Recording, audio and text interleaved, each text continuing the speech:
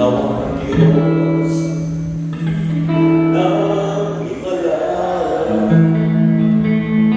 at magmagaling sa may karamdaman. Ikaw ang Diyos na himala. Ikaw ang Diyos na himala. Salamat Panginoon, salamat. Naniniwala ko Lord, hallelujah. Ikaw ang Diyos na magpapagaling Panginoon sa lahat ng may sakit at karamdaman. Sa pangalan ni Jesus, sa pangalan ni Jesus, ayaw ko Panginoon na maranasan ang iyong mga anak ang paghimo mo. You are our Jehovah, Rapha. By your stripes we are healed, Lord. Kaya natin Panginoon ang kagalingan na nagpapala sa iyo. Salamat Panginoon sapagkat ikaw ang magpapagaling sa iyong mga anak. Sa pangalan ni Jesus. Sa pangalan ni Jesus. At tayo po may mga niraramdam at may mga sakit sa pananatawan. Receive your healing in the name of Jesus. Sa pangalan ni Jesus. Hallelujah. Huwag niyong dadalhin na sa 2026 sa bagong pagharap natin sa taong ito. Sapagkat dinala na yan ng Panginoon Jesus sa krus. Dinala na ng Panginoon, hindi na ating mga kasalanan, pati ang ating mga sakit sa krus. Hallelujah! Magpapagaling sa may karamdaman. Ikaw ang Diyos na himala. Ikaw ang Diyos na himala. Ikaw ang Diyos na himala. Nagpapagaling sa may karamdaman. Ikaw ang Diyos na himala. Kapag sabihin, ikaw ang Diyos na himala. Ikaw ang Diyos na himala. Nagpapagaling sa may karamdaman. Ikaw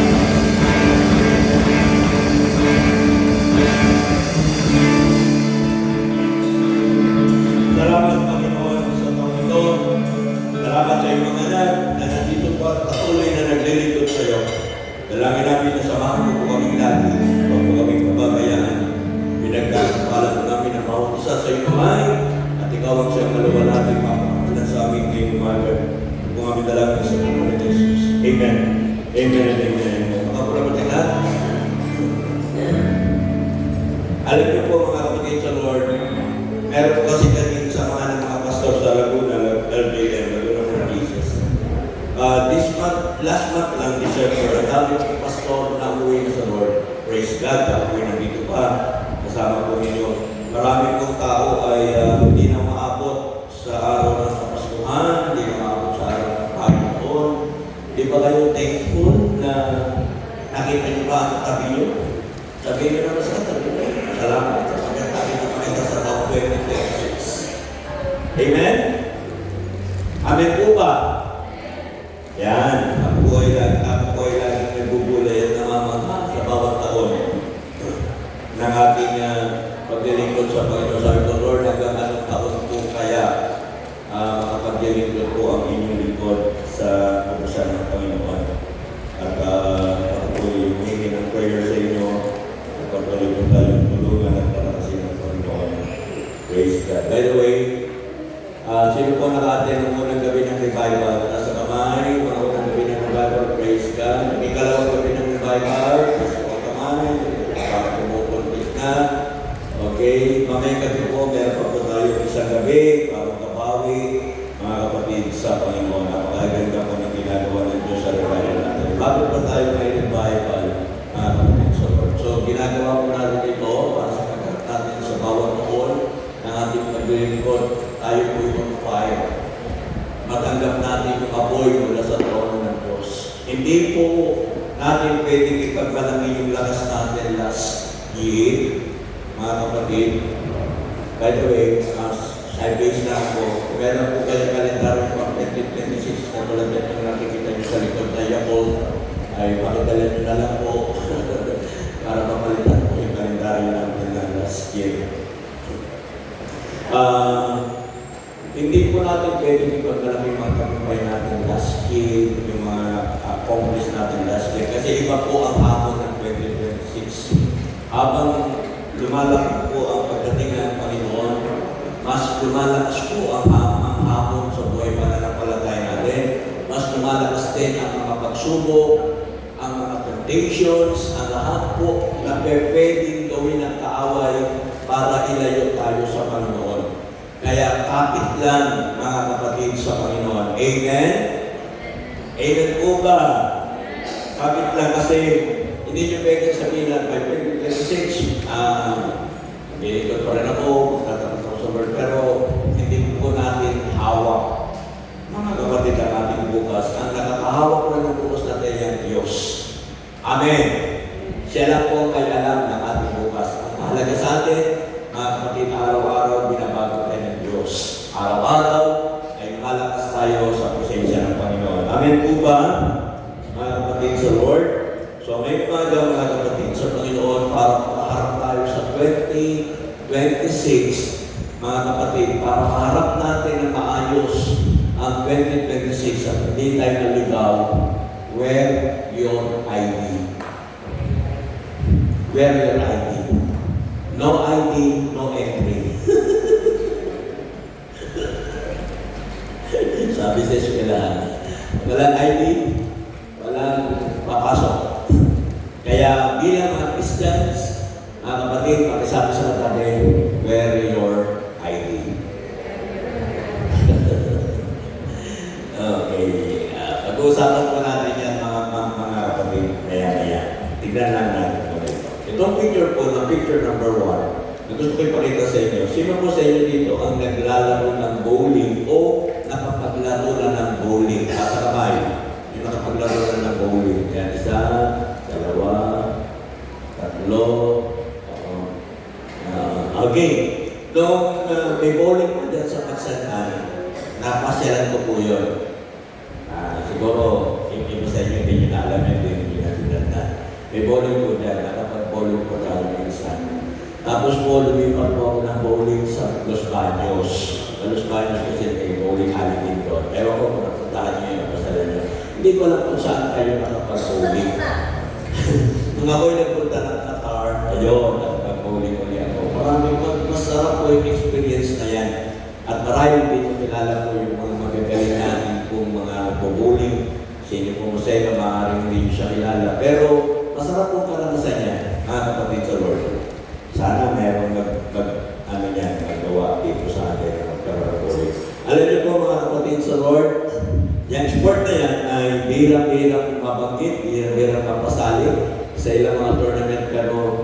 po ay nangangailangan kasi na nag-strike. Kailangan yung 10 pins niya ay mapatubog lahat. At pag ikaw ay sa ilang mga bato ng bola ay talagang nakuha mo yung score, makakakuha ka ng perfect score na 300. Yan po yung perfect score niya, 300. Okay? Mahirap po yan kasi yung iba nakakagal yung bola, yung iba kung saan napupunta yung bola, ilan na yung natatamaan. So yan po yung perfect score, 300. Gusto natin yan, gusto natin ng perfect score, lalo na sa buhay natin. Amen po ba? Sa mga area ng buhay natin, sana maka-perfect tayo. Halimbawa, sa mga grades. Sino po sa inyo dito ang gusto niya laging perfect yung score niya? Ganda yan, di ba? Sa PMA natin, di ba? May exam tayo, maganda. Nakukuha natin, nasasagot natin lahat. Perfect score, di ba? Kapatid, hindi sabihin na ginawa na, tapos naintindihan natin. Pagin sa school, kailangan natin yan, mga kapatid. Yan ang pinagbabasihan ng ating performance. Kaya gusto natin perfect yung performance natin. Ayaw natin basta performance ka. Paging sa mga business, di ba? Dapat perfect din para lumago. Perfect yung strategy, perfect lahat yung iniisip ko sa business para lumago, of course. Sino po sa inyo dito ang gusto perfect yung family? Ang sabi ko, yung gusto. Walang perfect family, di ba? Pero by the grace of God, pwede po yun, mga kapatid, ng perfect family. Pero hindi sabihin ng perfect family, hindi na nagka-family. Okay? So, lahat, maging sa mga relationship, gusto natin perfect match. Gusto natin tama yung nakasama natin. Yung boyfriend natin ay kasama natin. Sino po dito yung may perfect na boyfriend at girlfriend? Yung perfect match. Ako wala. Walang sumasagot. Okay. Sino po dito yung may perfect na asawa? Ako, asawa nyo. Patay kayo dyan. Dinastic yung bakit ikaw ang nagtasta? Okay. Alam niyo po, mga kapatid sa Lord, kumusta kaya yung spiritual life natin? Pwede kaya na makakuha tayo ng perfect life natin sa spiritual? Para magawa natin yan, we need to wear your ID. Yan lagi ko siya nasabi. Wear your ID. Alamin natin yan kung bakit lagi kong binabanggit yan, mga kapatid sa oras nito. Wear your ID. Kasi yung iba, mga kapatid sa Panginoon, hindi na nila binibigyan ng attention yung perfect will of God. Pag sinabing perfect will of God, lahat ng ginagawa mo is under the will of God. Yun po yung perfect will. Yung iba, ginagawa yung kanilang sariling gusto at ipinapa-approve na lang sa Diyos. Okay? Magkaiba yun na, yung perfect will of God, i-represent ng Diyos sa'yo, ito yung gagawin mo. Yung permissive will na tinatawag ay yung ikaw yung gagawa ng sarili mong diskarte tapos ipapa-approve mo na lang sa Lord. Ang tawag doon, permissive will. Okay po? Gumawa ka ng sarili mong pamamaraan tapos, Lord, aprubahan mo ito. Ito kasi ang gusto ko. Hindi mo gusto yung perfect will mo. Ito makakabuti sa akin. So, si Lord naman, mga kapatid, dahil full of grace yan, okay, pero may konsekwensya. Di ba? Halimbawa, katulad po ng panahon ni Moses, ang gusto ng Lord, huwag maghihiwalay ang mag-asawa. Mga kapatid, kailangan magkasama sila. Pero, ang gusto ng tao, pag hindi magkasundo, pag ayaw na, maghiwalay na lang. Kaya nag-offer sila ng kanilang sariling gusto, pwede ba mag-divorce na lang kami? Pwede ba maghiwalay na lang kami? Kaya minsan, inalaw din yun ng Lord, permissive will yun. Pero may konsekwensyon, mga kapatid. Hanggang ngayon, di ba? Hindi po nagsasama ng marami ang mag-asawa. Yung iba nagkakaroon po ng divorce, buti na lang walang divorce sa Pilipinas, pero meron tayong annulment, at meron din tayong legal separation. Kaya nakakalungkot dahil yung perfect will ng God ay nawawala, nakakalimutan ng sundin ng tao. Yung gusto ng tao, ang kanyang pino-offer sa Diyos at pinapa-approve sa Lord. Lord, okay naman to. Payagan mo na ako. Di ba? Maging sa pagpo-boyfriend, ganun din. Dapat mananampalataya. Nagkagusto sa hindi mananampalataya. Di ba? Kaya Lord, aprobahan mo na lang, dadalang ko naman sa iyo. Amen po ba? Andiyan po ba tayo? Yun yung nangyayari sa maraming mananampalataya, mga kapatid. Kaya mahirap ma-achieve ang perfect will of God, pero posible po yun, mga kapatid. Kasi hindi ilalagay ng Lord o ng Bible ang salitang perfect will of God kung hindi pwedeng mangyari. As long as we wear our ID, pwedeng mangyari po yan. Paano po natin yung makita? Saan ba natin makikita yan? Sa Romans po. Tingnan natin mga kapatid.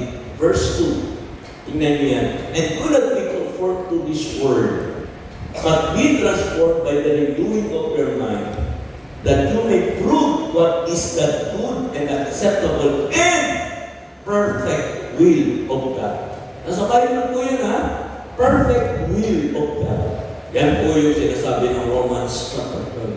Verse 2. Father, in the name of Jesus, buksan mo aming isipan, ihanda aming puso sa iyong salita. Maunawa namin, Panginoon, ang mga salita ito na magbigay po, Panginoon, ng panibagong lakas, panibagong hamon sa aming pananampalataya. Thank you, Lord God. Samahan mo kami ng iyong banal na Espiritu. Tulungan mo rin ang iyong lingkod. Ikaw ang makita at kayo sa aming kalagataan sa Espiritu. Sa pangalan mo ng aming Panginoon Jesus. Amen. Amen and amen. Perfect will of God. Ngayon po, may nalagay ako dyan ng tatlong letter, WPS. Familiar ba kayo sa WPS? Hindi po yan West Philippine Sea. Okay, hindi po yan West Philippine Sea. Yan WPS na yan. So, sana, habang pinakikinggan natin ang mensahe ngayong umaga, mga kapatid, ay ilagay nyo rin sa puso nyo po yan, WPS na yan. Okay, ilagay nyo po yan. Ano po yung WPS na yan? Habang nakikinig tayo ng mensahe, dapat tayo ay willing, participating, and sincere. Yan po ang ibig sabihin ng WPS na yan. Okay? Willing, participating, and sincere. Yun. Okay. So, huwag niyo po kalimutan yun, mga kapatid. Kasi sa 2026 po, meron pong gagawin ng Diyos na maganda sa buhay natin. Parang ayaw nyo. Uulitin ko sinabi ko. Sa 2026 po, may magandang gagawin ng Diyos sa buhay natin. Amen? Okay, kaya lang, para ma-enjoy natin at makuha natin yung magandang gagawin ng Diyos sa buhay natin, dapat willing tayo.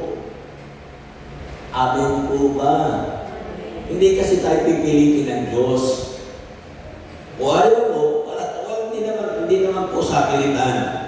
Hindi siya nang pumersa. Ang Diyos po hindi pumersa. Kaya nasa atin po yun, dapat willing tayo. Dapat nagpag-participate tayo sa kanyang ginagawa. Kasi kahit gumawa ang Diyos, kung wala ka nang ginagawa, wala rin yun. Pero kapag tayo po nag-participate, dapat sincere tayo, sigurado, mga kapatid, yung ating puso.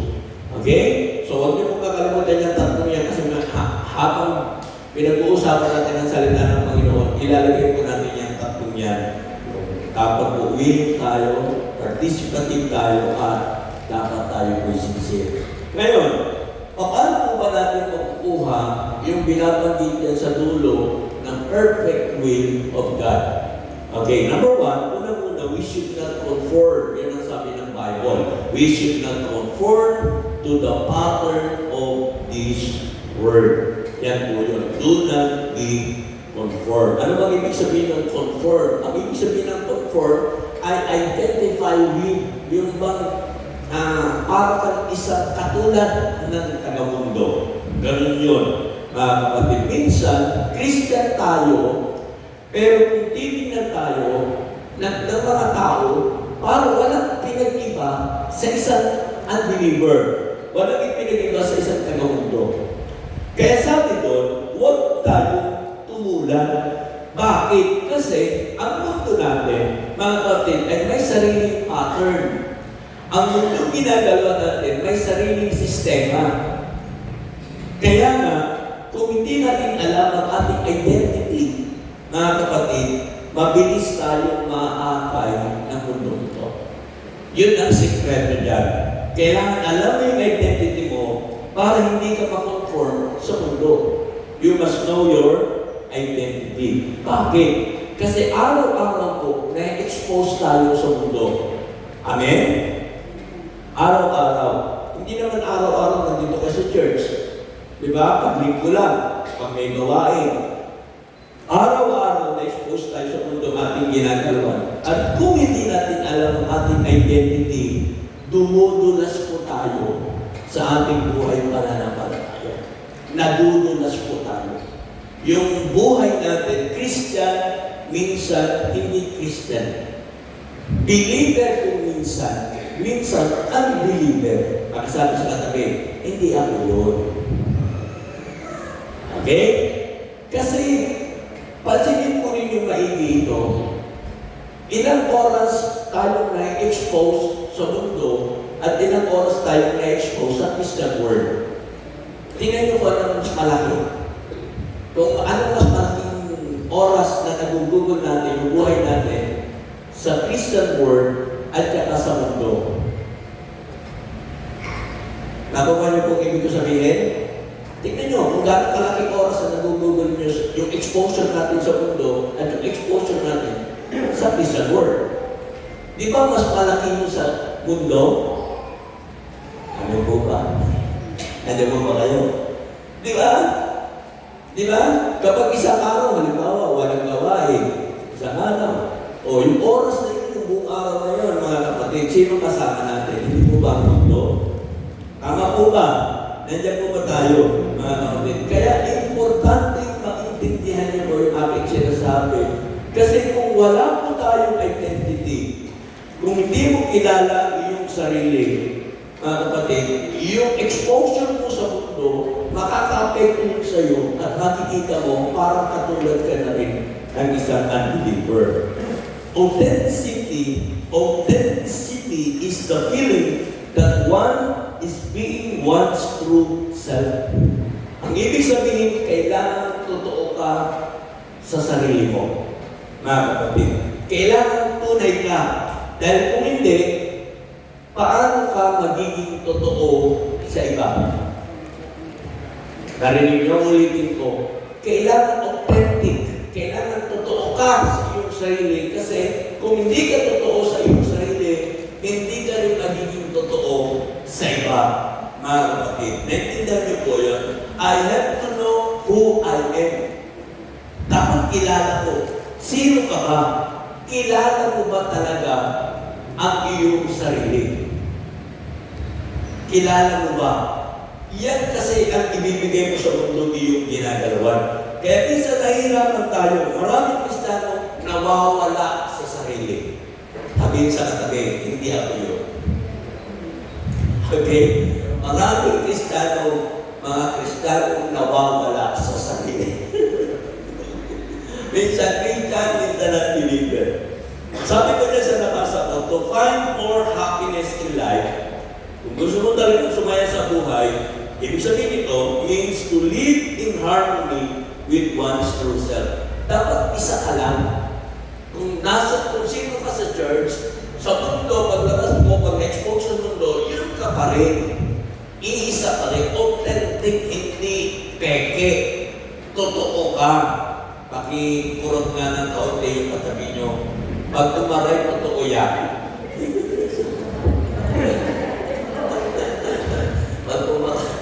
Pag hindi yung maray, nakadelikado.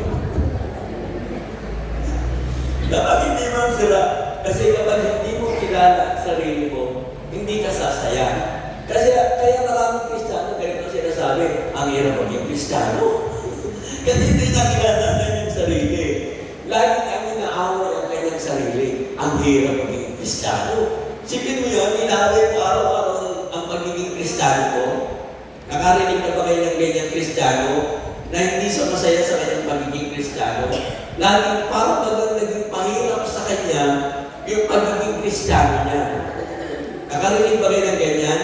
Parang, ang hirap maging anak ng Diyos. Ang hirap maging anak ng palataya. Sipin mo yun, araw-araw, sinasabi mo, araw-araw inaaway mo yung sarili mo. Di ba? Andiyan po ba tayo? Nagkakain tayo mga kapatid sa Lord. Kaya hindi ka sumasaya. Kaya walang Kristiyano po mga kapatid na talagang sasaya kapag hindi mo talaga kilala o hindi ka tunay na Kristiyano. Ang sabi ng awit, chapter 1, verse 1, ang sabi ng, blessed is the man. By the way, nagpapasalamat po tayo kay Pastor Jericho, iniwan niya yung lapel niya. Sana po ay binibiro ko siya, baka po bibili na siya ng bago. Parang meron na tayo dito.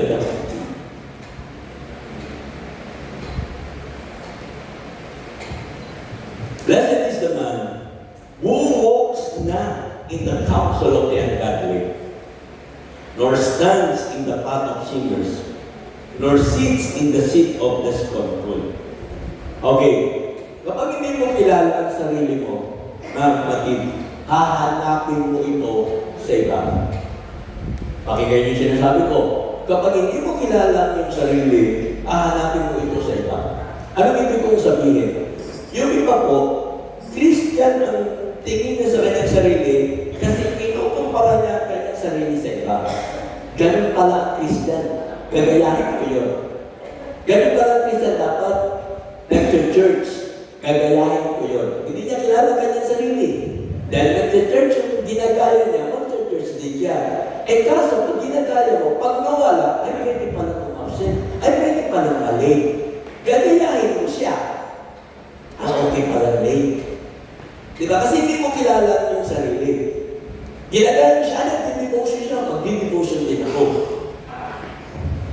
Ay, hindi siya nag-devotion. Pwede rin pala naging mag-devotion. Ay, nag-away siya. May Kristiyano ka lang nag-aaway. Okay din pala. Ginagaya ko lang. Nandiyan po ba kayo? Kasi hindi mo alam eh. Hindi mo kilala yung sarili. Mga kapatid, yung life mo as a Christian, nakabase lang sa nakikita mo sa mga Christians. Kaya pag may mga failure yung Christian, dahil ginagaya mo, meron ka din. Kasi hindi mo kilala kung sino ka. Tingnan mo yung katabi mo. Sabi mo, kilala mo ba ang sarili mo? Mga kapatid. Alam niyo po na magaganda ng verse na yan, mga kapatid. Kasi, yan po ay tumutukoy sa ating mga pinagpala ng Diyos. Blessed is the man, mga tao pinagpala ng Diyos. Hindi maiiwasan minsan, talaga wala tayong choice na may makakasama tayong mga ungodly. Kasi exposed na tayo sa mundo.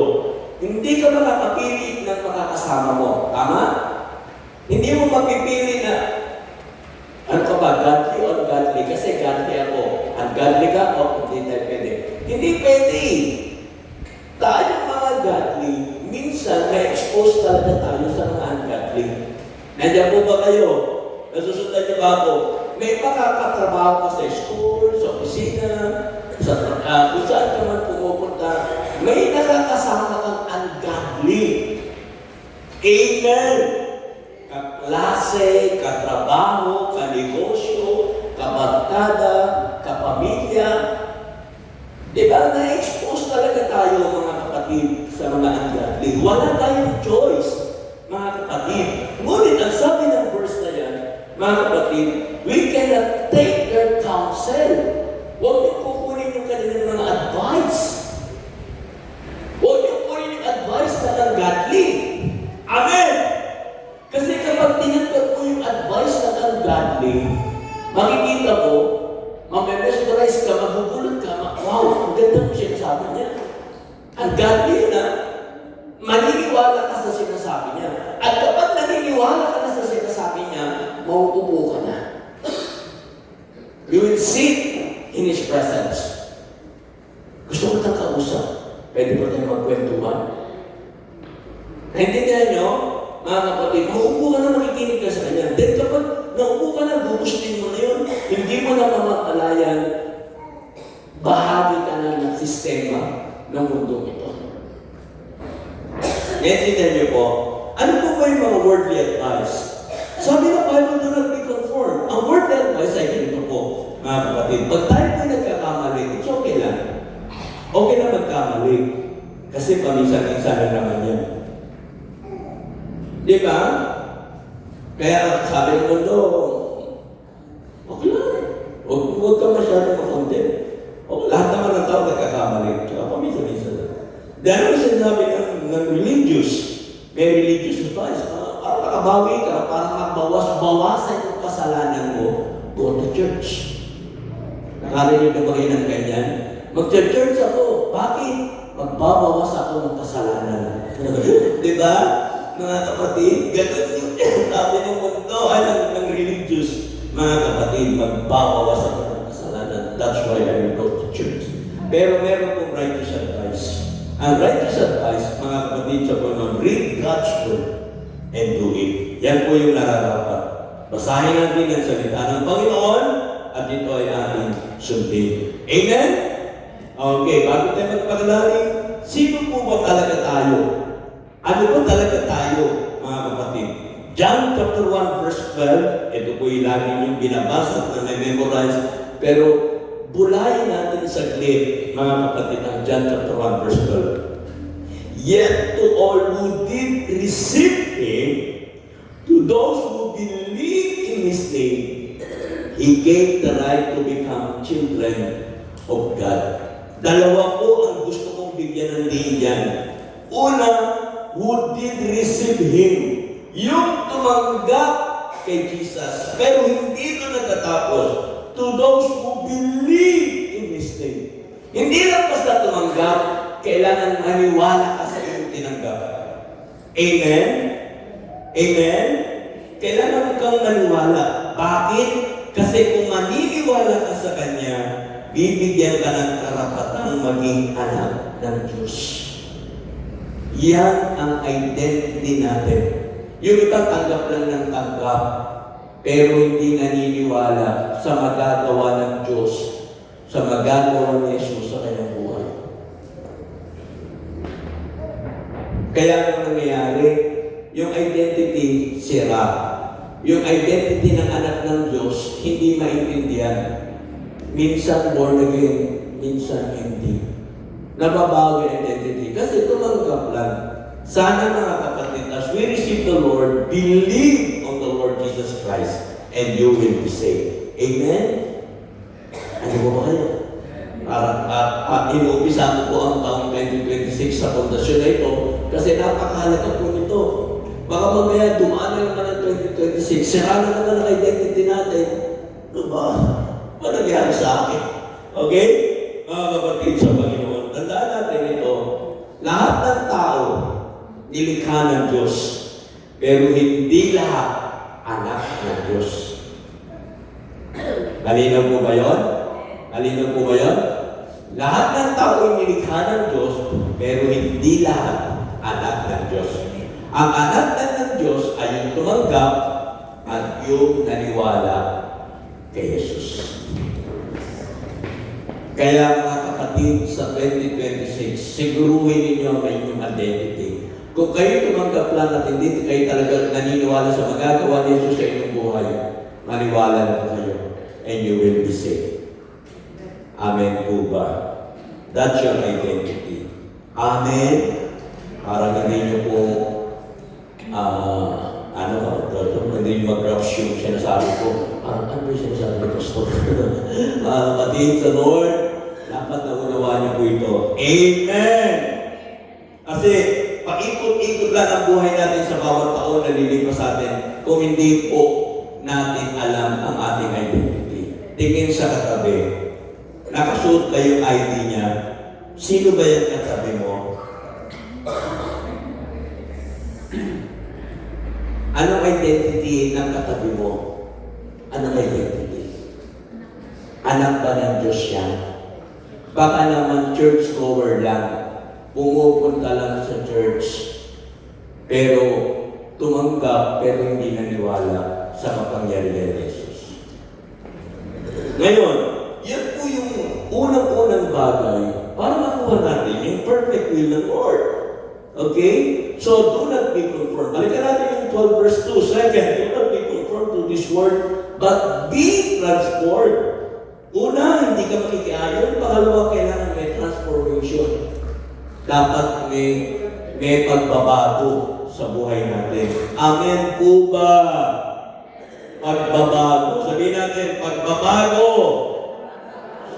Tuwing bagong taon, gumagawa tayo ng New Year's resolution. Sa taong ito, hindi na ako kakainin ito. Sa taong ito, magdadayat na ako. Sino po sa inyo gumawa ng resolution last January, last year, na magdadayat na kayo at nagawa niyo yun, nakapag-diet na kayo, wow, grabe, natupad po yun. Sino gumawa niyo? Yun yung sa resolution. Itong word na be transformed, ginamit po dito yung word na alam natin na this is the word metamorphosis. Yan po yung word na yun. Okay? So, habang hindi ka kumukonforme sa mundo, mga kapatid, at alam yung identity mo, ang nangyayari sa'yo, transformation. Nagkaroon ng transformation yung buhay natin. Amen? Kaya lang, mga kapatid, para mangyari yung transformation, dapat WPS. Dapat we must be willing, participating, and sincere. Walang nangyayari ng transformation sa buhay natin, mga kapatid, sa Panginoon. Tingnan natin yung picture na yan, mga kapatid. Ganyan dapat ang nangyayari sa atin yung metamorphosis. Alam mo na yan. Yung pupa o yung uod, tapos sa bandang dulo ay nagiging isang napakagandang paru-paro. Okay? Ganyan dapat. Okay? Ngayon tingnan niyo po maigi ang ating sarili. Nasa na po sa stage na yan. Anong stage na po kayo? Baka kayo nandun pa rin sa pupa. Baka kayo nandun pa rin sa gumagapang. Nasa na po kayo dyan, mga kapatid, sa Panginoon. Yung transformation po na nagaganap sa buhay natin, dapat lagi pong maganda. Amen? From creepers to flyers. Amen? From creepers, yung gumagapang ganan. From a delayer, yung bang walang kaplano-plano sa buhay, to achievers. Ayun, may mga na-achieve na tayo sa buhay. From hoarders, dati puro sarili, puro palibre. From hoarders to givers. Amen? Parang hindi kayo makakapin doon na. Yung bang gusto mo, laging sa'yo, laging ipakinabang mo. Ngayon, dati yun. Sa taong 2026, magiging givers na rin ako. Tabihin sa katabi, narinig mo yun? Amen? Andiyan po ba tayo? Pagbabago na talaga nagaganap sa buhay natin. Mga kapatid sa Lord. So yun. From people to flyers, from the layer to achievers, from hoarders to givers, mga kapatid, from losers to winners. Dati, lagi kang talunan. Pero 2026, may transformation na nangyari sa buhay ko. Isa na ako sa mga magiging winner. Amen! Para ngayon pala, hindi ka kayo winner eh. Sino pa mga winner dito? Sumigaw na malakas na amen! Yun, meron pala. Kala ko po wala eh. Okay, from sinners to worshipers. From sinners to worshipers. Dati hindi ka makapag-worship kasi you feel unworthy. Yung karapat tayo. Pero ngayon, grabe no? Worshipers ka na. Thank God! Hallelujah! Being transformed, mga kapatid, nababago ang buhay natin. Mga kapatid, transform not only sa taong ito, kundi bawat taon, bawat araw, binabago tayo ng Panginoon. Binabago mo araw-araw, may pagbabagong nagaganap sa buhay natin. Kaya lang, again, dapat WPS. We must be willing, participating, and sincere. Yan, huwag mo kakalimutan yun. Okay, tuloy tayo sa verse. Romans 12 verse 2. And do not be conformed to this world, but be transformed. Paano tayo matatransform, mga kapatid sa Panginoon? By the renewing, okay, of your mind. Dapat na-renew ang ating isip. Yung renewing na yan, ang root word niya, ang Greek word niya is anakinosis. Okay? Anakinosis. Yan. Kinukuha po natin yung mga ugat na salita para mas maintindihan natin yung mga salitang ginagamit ng mga writer ng Biblia para mas maunawaan natin yung kanilang sinasabi. Okay? Ganyan po kahalaga ang pag-aaral ng Biblia. Dapat inuunawa natin yung nasa mind ng mga writer, bakit ginagamit yung mga term na yan. Sa akin po pag-aaral, mga po yung nag-aaral, ganyan po mga kapatid, ang pagbabasa ng salita ng Panginoon. Kung kayo po talagang interesado ng pag-aaralan ang Biblia. Ang anti-gnosis, mga kapatid, ay galing sa dalawang salita. Ana at kaino. Ana at kaino. Yung ana po, ibig sabihin ng upward. Pataas. Yung kaino, new and improved version. Yun ang ibig sabihin nun. So ano po ibig sabihin yan sa buhay natin? Yung nangyayaring pagbabago sa buhay natin, dapat laging paangat. Dapat laging pasulong. Ana. Amen? Dapat laging pasulong. Hindi paatras. Hindi stagnant. Dapat laging pasulong. Yung improved version natin, yung kaino, dapat mga kapatid, nakikita natin ng ating sarili na ako ay mayroong improved version sa taong ito. Kung nakita mo ako ng 2025 na ganito, sa 2026, ito na ang bagong makikita mo sa akin. New and improved version of me. Parang hindi kayo makamin doon na.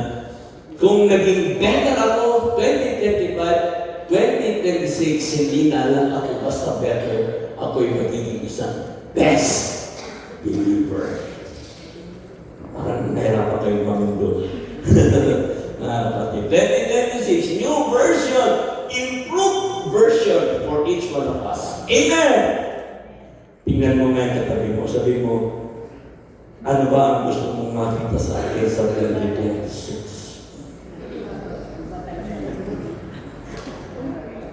Improved version. Mga kapatid, may puputi pa ba tayo? May gagaling pa ba kayo? May improve pa ba sa buhay natin? Wala na. Kayo makakasunod yan. Mga kapatid. Meron kang kaino, may improved version pa ba ang buhay nito? Kaya na itong kaino na ito, ang tingnan natin ngayon dito, ano ba yung moving forward ng ating pananampalataya? Saan masusulong ang faith mo, ang pananampalataya mo? Saan ba siya papunta? Yung pagiging isang mananampalataya, saan ka ba papunta? Parang ganito lang pagbubulay. Ilang taon na ba akong mananampalataya? O, bulayin niya. Ilang taon na ba akong mananampalataya? Ilang taon na ba akong nagsisimba sa church na ito? Ilang taon na po ba tayo magkakasama? Ilang taon na akong anak ng Diyos? Meron bang improved version ang buhay ko since na makilala ko si Lord? Ano ba yung improved version ng buhay mo? Kung wala ka makikita pagbabago, well, hindi mo nararanasan yung hypnosis na yan. Kasi, kumusta ka ito? Tulad pa rin ng dati. Walang transformation. Kaya yung renewal, mga kapatid, yung renewing of the mind, importante po yan. Dapat sa bawat taon, meron tayong improved version of our life. Amen po. Amen po. Kaya laging tanong, am I moving forward? Upward ba? Ana? Yung bang aking paglilingkod ay paangat? O pababa? O tumigil na? Stagnant? Kayo po makasagot yan. Kasi, yan po yung renewing na sinasabi dito na renewing of the mind. Tingnan yung maigi. Paano ba ako mag-i-improve? Ano ba ang mangyayari sa buhay ko? Ako ba, gusto ko ba na sa taong 2026, ganito lang ako uli? Psalms chapter 1 verse 2. But His delight is in the law of the Lord. Ito yung nagre-renew, mga kapatid ng isip. His delight is in the law of the Lord. Ibig sabihin, ang paborito niya talaga sa buhay niya ay walang kundi ang salita ng Diyos. Yung nag-i-improve, mga kapatid, yun yung mga taong walang ibang paborito kundi ang salita ng Diyos. And in His law, He meditates day and night. Binubomba niya ng salita ng Diyos ang kanyang sarili araw at gabi. Amen? Amen? Parang hirap na talaga yung mga 2026. Hirap na hirap kayo mga. Kapag hindi na rin yung isip natin, mga kapatid, hindi po tayo mag-upward. Hindi tayo aangat, mga kapatid. Well, subukan natin. Test natin kung narinig naman ba yung isip natin. Mag-test tayo, mga kapatid. Sino po sa inyo dito ang araw-araw na papagod? Pagod. Sino po ang araw-araw na papagod? Okay, test natin, mga kapatid, kung narinig nyo yung mind. Okay, may mga tao kapag napapagod, ganito yung equation niya. Ito ang kanyang equation. Tingnan natin. Unang-una, sila po ay mga quitters. Umaayaw na. Pagod na ako. Ayaw na. Di ba? Ganyan.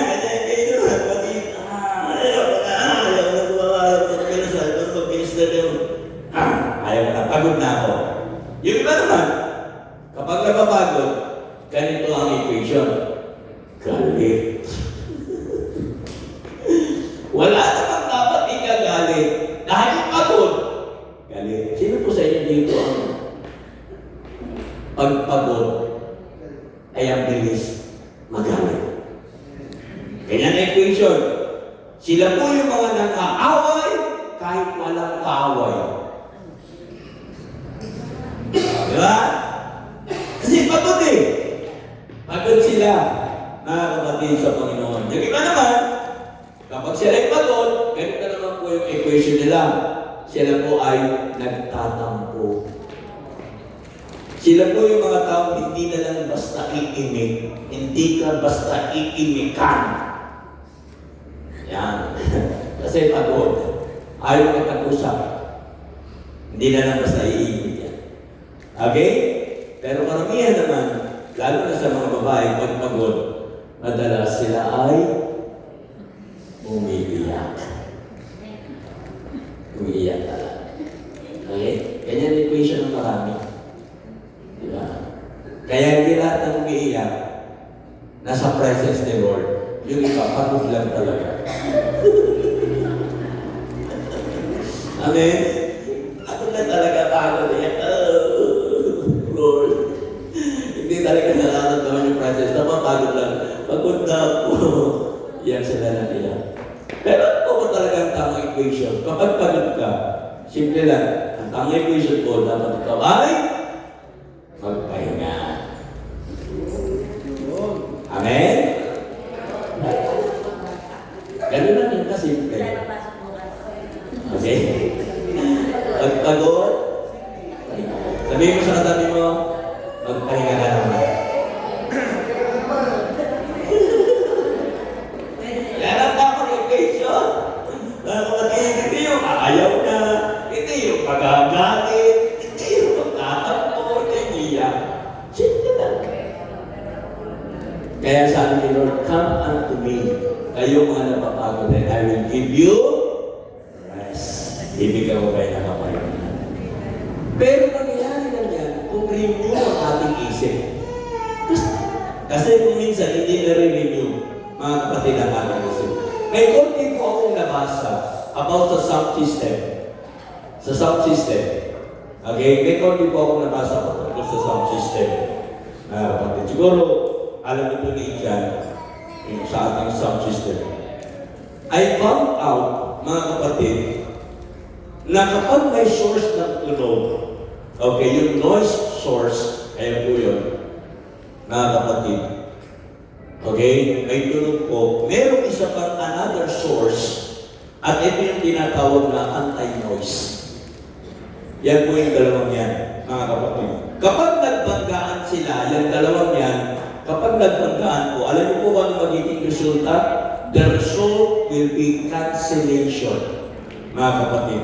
There will be a dead spot and you will hear nothing. Ganyan po ang nangyayari, mga kapatid. Ewan ko kung napag-aralan na yan eh dyan. Nabasa ko yan, kapatid. Okay? So yan po yung nangyari. Kapatid, may cancellation, dead spot, wala ka nang marinig kasi nagbanggaan sila. Ngayon, bakit mo po pinipicture na ginagamit mong illustration yan? I-spiritualize po natin. Sundan niyo ko ha, i-spiritualize natin. Mga kapatid, yung illustration na yan. Marami sa atin, mga kapatid, nagsasakripisyo para sa Diyos. Amen? Nagsasakripisyo tayo. Pumupunta tayo sa church, nagmi-minister tayo sa Lord, nagbibigay tayo sa gawain ng Panginoon, at kung ano bang mga sakripisyo, nag-i-evangelyo ng mga tao, at napakarami pong ginagawang kabutihan. Lahat yun ay mga sacrifice, mga kapatid. Yun yung sa taas, sacrifice po yun. Okay? Pero, sa kapila ng ating mga sakripisyo, kung tayo naman po ay murmur o complain sa ating buhay pananampalataya, mga kapatid, ang resulta po nun is cancellation. Nakakancel po, mga kapatid. Oo, naglilingkod ka sa Lord, pero nagre-reklamo ka. Think about it. Nasa church ka, pero nagre-reklamo ang iyong puso. Naglilingkod ka sa Lord, pero murmur ka ng murmur, complain ka ng complain. Ang daming negative sa iyong isip, mga kapatid sa Panginoon. May mga sacrifices ka, pero ang dami mo namang reklamo sa Diyos. Ano mangyayari? Kapag nagbanggaan mo yung sakripisyo natin at yung murmuring natin, cancellation. Ano pong nakakancel? Ang nakakancel po, yung blessing. Magtataka ka, bakit ba ng blessing? Nagsasacrifice naman, naglilipod naman, bakit tayo ng blessing? Diba? Nagbigay naman ako, naglipod naman ako, binigay ko naman sarili ko, pero may murmuring. Mga kapatid, sa iyong bibig. May murmuring sa iyong puso, may complain sa iyong puso. Bakit ba ng blessing? Hindi natin alam, tayo pala nagka-cancel ng blessing ng Lord na para sa atin. Tayo pala gumagawa ng cancellation. Kaya hindi nakakarating yung blessing. Naintindihan po? Isipin niyo po maigi mga kapatid. Maraming tao ganyan. Naglilingkod, nagsasacrifice sa Lord. Tapos, bakit wala? Bakit walang blessing? Kasi may murmuring eh. May complain sa Lord. Mga kapatid, mahirap po yan. Kaya napakahalaga po na ma-review ang ating isipan. Mga kapatid, para dumaloy ang pagpapala ng Diyos. Amen. Amen. Amen. So, balikan ulit natin yung verse, Romans 12 verse 2, and do not be conformed to this world, but be transformed by the renewing of your mind, that you may prove what is that good and acceptable and perfect will of God. Yung prove. Bakit kailangan kinig ang mind, mga kapatid? Because I have to prove something. I have to examine something. Kailangan meron akong na-examine, mga kapatid. Yung proof, mga kapatid, yan ay kasi tuhulugan ng salitang examine. Ano yung examine natin, mga kapatid? Examine natin yung perfect will of God in our lives, mga kapatid. Kailangan masiyasat natin yun. Kasi kapag magulo ang ating isip, mga kapatid, things would be choppy.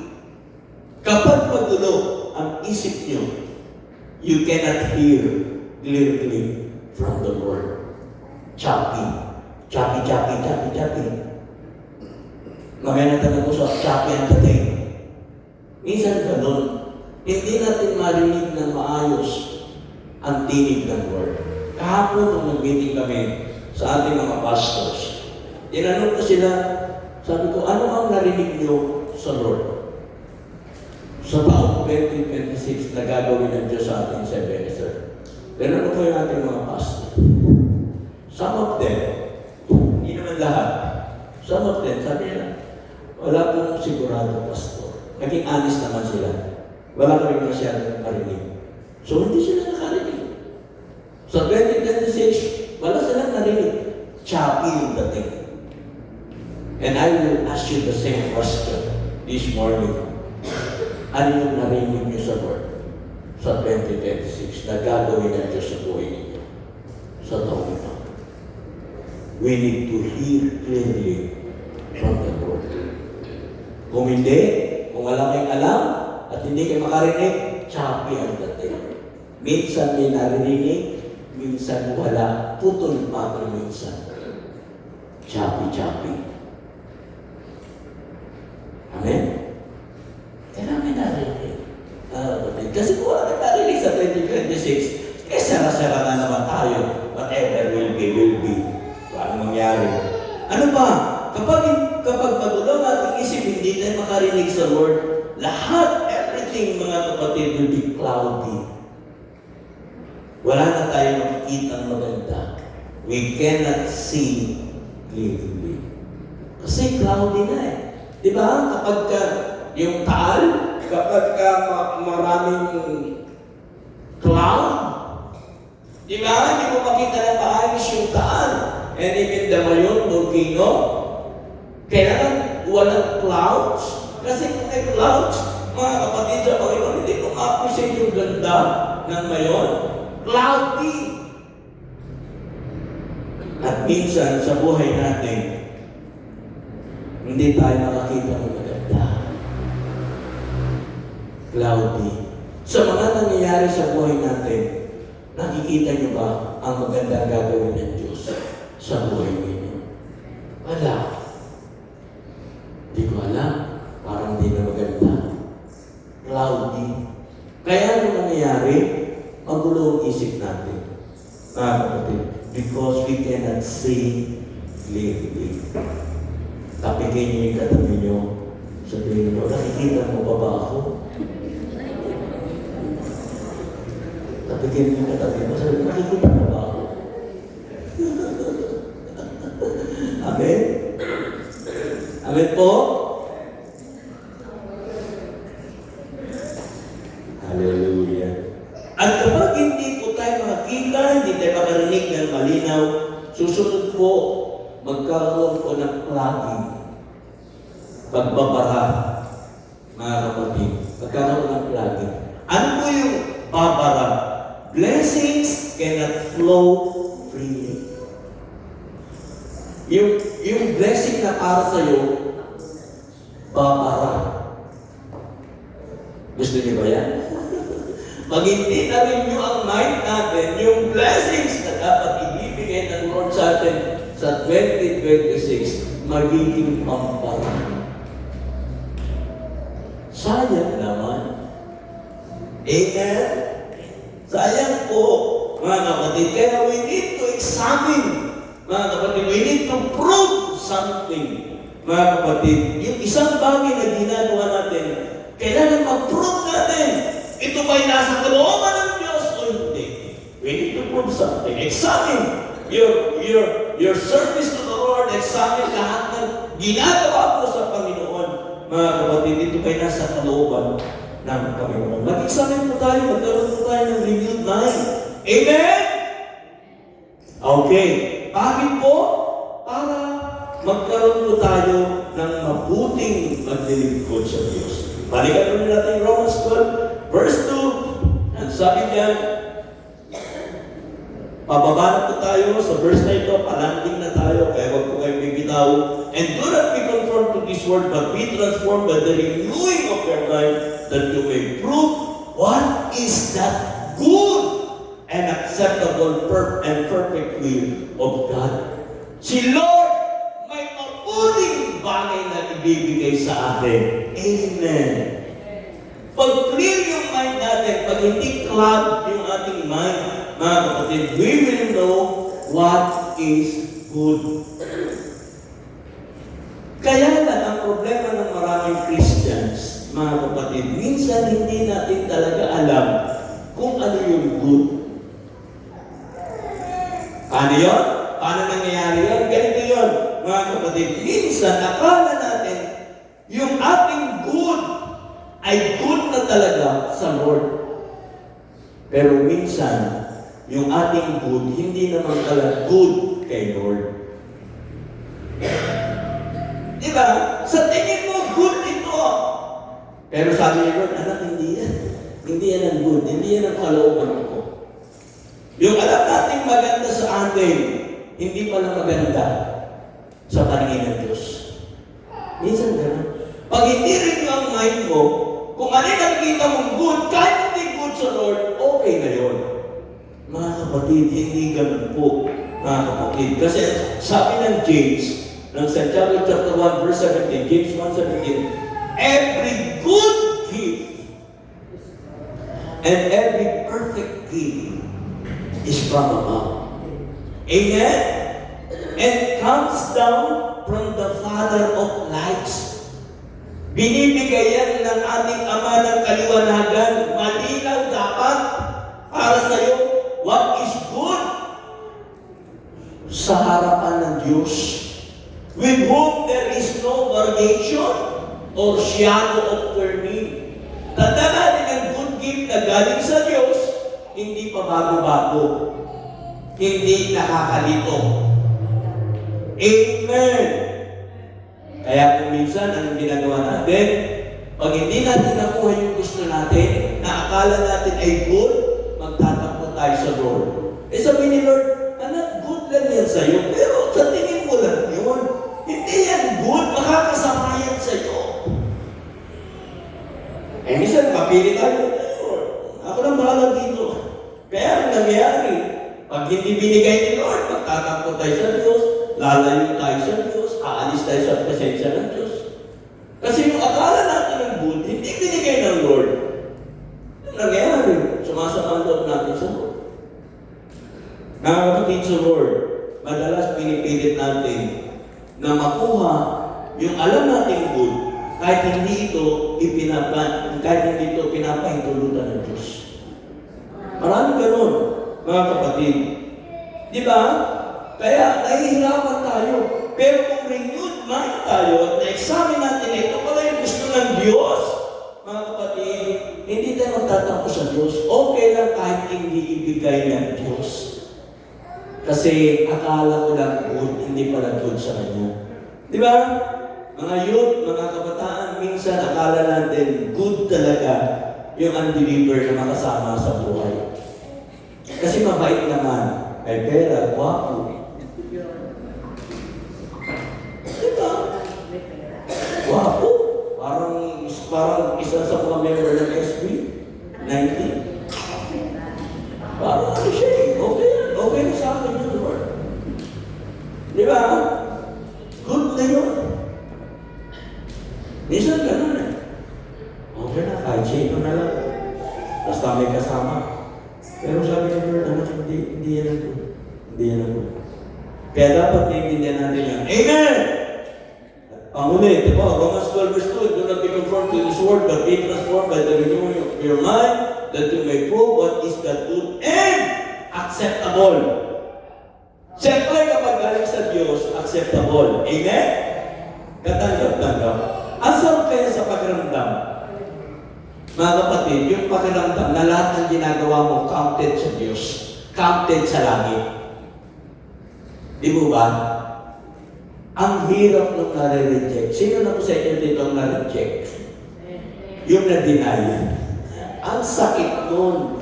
Binigay mo lahat ng effort mo, binigay mo lahat ng kaya mo, tapos reject. Dinilay siya. Ang hirap nun, ang sakit nun, mga kapatid. Yan yung nangyari sa story ni Cain at saka ni Abel. Di ba na-reject yung offering ni Cain? Anong ginawa ni Cain after na ma-reject? Nagalit siya. Parang sinasabi niya, nagbuburino yata ang Diyos. Yung gabat, tinanggap niyo sa akin, na-reject. Kaya sabi ng verse 6, Genesis chapter 4, verse 6, so the Lord said to Cain, why are you angry? Bakit ka nagagalit? And why is your countenance fallen? Bakit tumama ang mukha mo? Mukha mo nasira. Ano nangyari? Sabi ng verse 7, if you do well, kung tama ang ginawa mo, will you not be accepted? And if you do not do well, sin lies at the door and its desires for you. But you should rule over it. Dapat kaya mong kontrolin ang galit mo. Kung hindi tinanggap yung offering mo, iayos mo.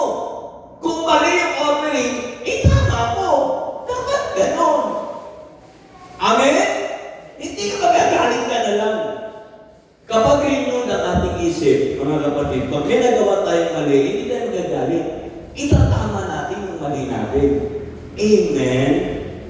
Hindi dapat nagagalit. Kasi kung lagi tayong padadala sa galit, saan ka dadalhin ang galit mo? Kaya yung laging galit, kahit maganda, pumapangit. Tingnan mo yung katabi mo. Maganda pa ba? Ha? Maganda pa? Saan ka dadalhin ang galit mo? And we know the story well. Saan dinala si Cain ang kanyang galit? Sa pagpatay. Pinatay niya ang kanyang kapatid. The first murderer, pinatay niya si Abel. Di ba? Nagpadala siya sa galit. The ancient story, mga kapatid, still applicable up to this very day. Saan ba tayo dinadala ng galit? And lastly, Romans 12 verse 2, and doon na po pala yung panguling, and do not be conformed to this world, but be transformed by the renewing of your mind, that you may prove what is the good and acceptable and perfect will of God. Perfect is complete. Yan ang ibig sabihin niya. Will of God. Ano ba itong perfect will of God? Itong perfect will of God na ito po yung intended design, mga kapatid, sa Panginoon. Intended design. Ibig sabihin, mga kapatid, sa Lord, tayong lahat ay hinubog ng Panginoon sa isang disenyo na para sa atin. Hindi natin kailangan makopya. God is our craft master. Siya yung nag-disenyo ng buhay natin. Amen? May intended design ang Diyos sa bawat isa sa atin. And that is your ID. Intended design. That is your ID. Hindi mo kailangan maghiram ng ID na may ID. Amen? Hindi mo kailangan maghiram ng ID. Kasi may sarili kang ID. Kasi ganyan ka nilikha ng Diyos. Kailangan magawa mo yung purpose mo sa buhay mo. Kaya you need to wear your ID. You need to wear your intended design. Amen? Amen?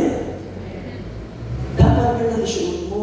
Sino ba ako? Ano ang identity ko? Hindi ako manghiram ng identity ng iba. I have my own identity. I have my own intended design. May sariling pagkakalikha ang Diyos sa akin. Yun ang ipapakita ko sa 2026. Kung paano ko nilikha ng Diyos. Kung ano yung ginawa ng Diyos sa buhay ko.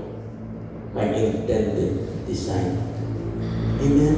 Ngayon 2026, gawin mo yung pinagagawa ng Diyos sa iyo. Kasi ganyan ka nilikha ng Diyos. Hindi mo kailangan mag-opya, hindi mo kailangan mag-hiram ng ID. You have your own. Amen? Magkakaiba po tayo, mga kapatid.